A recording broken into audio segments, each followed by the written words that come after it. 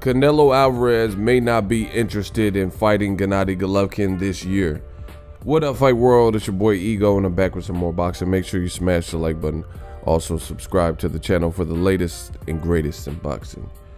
Now, there's been some different news circulating, and right now I'm just trying to process everything to see if Canelo is, in fact, anti-fighting Golovkin this year, as some are reporting, or if this is maybe a ploy to, jog up interest and, get the fans worried that the fight's not going to happen, kind of like they did with the second fight. If you remember, in the second fight, Oscar De La Hoya said, no way, no shape, no how will Golovkin get 50-50 for the Canelo rematch, despite Canelo failing a drug test with the clenbuterol stuff.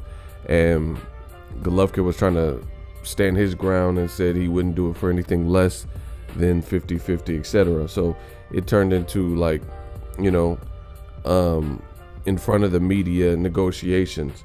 Now, according to Mike Coppinger, he tweeted, sources tell The Athletic Boxing that Golden Boy Promotions and Canelo Alvarez are rebuffing attempts to make a trilogy fight with Triple G in September. Instead, they want Canelo to fight either Callum Smith or Sergey Kovalev on September 14th, with Triple G to follow in May 2020. So, from the information that he's receiving, that's what it is. So again, my thoughts are pretty brief. I don't really know if this is true, and or I have a lot of questions. One, DAZN has openly pushed for the fight. They've even, like, on the DAZN verified Twitter and stuff, they've made posts about Canelo versus Triple G 3. And I think they signed Triple G, Gennady Golovkin, and no guys and Mike.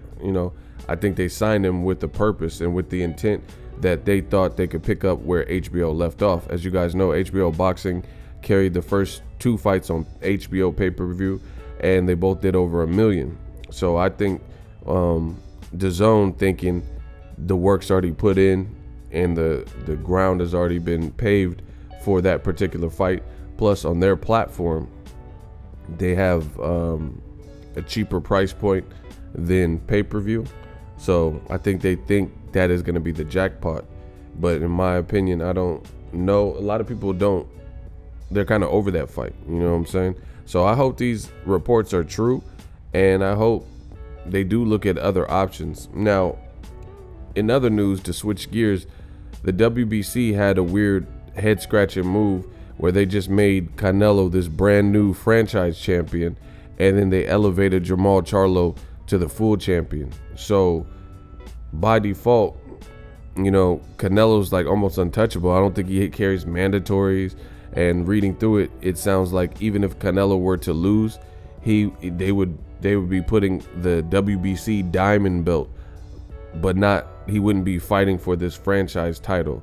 So it's almost like he's invincible. Even if he loses, he doesn't really lose this WBC franchise title, which is extremely weird. And I was looking forward to seeing Canelo versus Jermall Charlo, if Charlo looks good this weekend, versus Brandon Adams. And he was creeping into that #1 spot, and then they pull this. So I don't know if we'll get the Canelo versus his mandatory, because he's no longer the mandatory in Jermall Charlo. And Canelo has expressed an interest in wanting to face Demetrius Andrade, the last person at the middleweight division with the belt, before they just made this Jermall Charlo news. So I don't know how that's going to work. Canelo said he wants undisputed, so now that means, to stay true to his word, he's going to have to fight Jermall Charlo for the WBC full belt, unless he's considering whatever WBC franchise belt, if that allegedly makes him undisputed. I don't know. That's what happens with so many. That's the problem with so many boxing belts. It's like it becomes harder and harder for, especially casuals. If diehard boxing fans get confused over the amount of belts that there are and who's the true champion, then you know the casuals must be confused. Like, okay, wait, Jermall Charlo's WBC champion, and this guy's saying he's one belt away from undisputed, and he has the WBC franchise belt. Like, what is that? You know? But either way, he would still have to go and collect that belt from the Demetrius Andrade Zaleski winner, and they're fighting this weekend.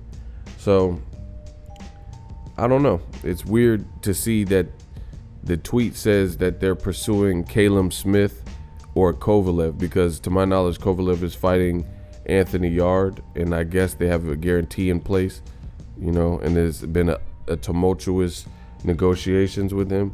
So I don't know if Kovalev would even be ready in September.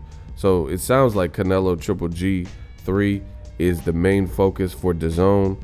I don't know about Golden Boy, but we'll see if Golden Boy has enough power to steer Canelo away from that. Callum Smith looked, he looked good versus Hassan Indam. That's a former middleweight, so it's hard to tell. But I don't really want to see Callum Smith, someone that big, fight Canelo at a catchweight. What's the point?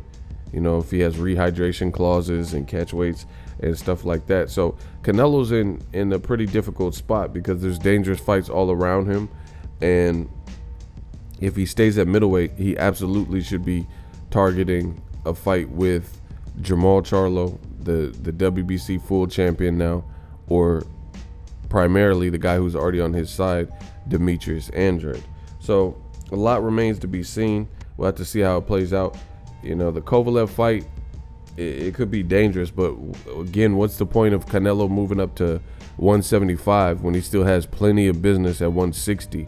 Why bypass 168 when it has great fighters like Caleb Plant, Jose Uzcategui, David Benavidez? What's the point of going straight past these divisions with an actual talent pool? I think this is what's convoluting boxing and making it more confusing. It makes no sense when you haven't established yourself as the number one absolute in 160 or whatever division, and then people are trying to move up in weight. I mean, it just doesn't really make sense to me. Like, what's the point of having divisions and weight classes if they're not being respected? Like that type of behavior to me doesn't really make sense. When there's like, at least I could think of at least 2 or 3 fights at middleweight that really, and I could rank them in order of what I want to see the most, to 168. That's a lot of people just in those 2 divisions. So why would you go up and fight Kovalev, who Andre Ward beat twice, knocked out, Alida Alvarez knocked out? I understand setting history, but you could still set history by becoming undisputed. That's history too. So, it depends on what type of history you're looking at. Canelo to become the first middleweight undisputed fighter of Mexican descent, I don't think that's been done. So why not set that history? Instead of just trying to fight in different weight classes, but we know you're not fighting necessarily the person who poses the most danger. Like Kovalev, there would be danger for sure. Don't get it twisted, because it's a new weight class. Kovalev's a good boxer, but he's also the guy that's been stopped twice. So we have flaws to pick from in his recent performances, and he also lost to Andre Ward versus guys like Beterbiev, Votstik, and Bivol and stuff. Bivol called him out, said he'll even go to 168 for Canelo. So it's like, why would you pick the guy that has been stopped twice in the last couple years as opposed to them? So we know what you're doing. That's clearly an issue of cherry picking. It's still a danger just because Kovalev is a good fighter, but in essence, we know you're not going after the top middleweight, so you might as well stay put and handle business in your more immediate divisions, 160 and 168, where you're both the champion. Fought Rocky Fielding and became a champion, so he's a concurrent champion. So it's going to be interesting to see how and what they do. I really think that the WBC, with this move, this franchise belt, they are protecting Canelo from the different types of dangers and the pressure. I think that's another way to put it. The pressure of having to fight Jermall Charlo. So they come up with this type of plan to eradicate that.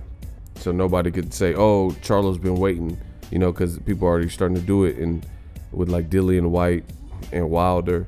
You know, his situation is totally different, but I think they didn't want to have Canelo in that difficult position where people, let's say Charlo does a good crowd this weekend versus Brandon Adams at the NRG Stadium, and then let's say he gets a knockout, right? Then there'll be a growing demand for Canelo to fight him. So they kind of got in the way of that.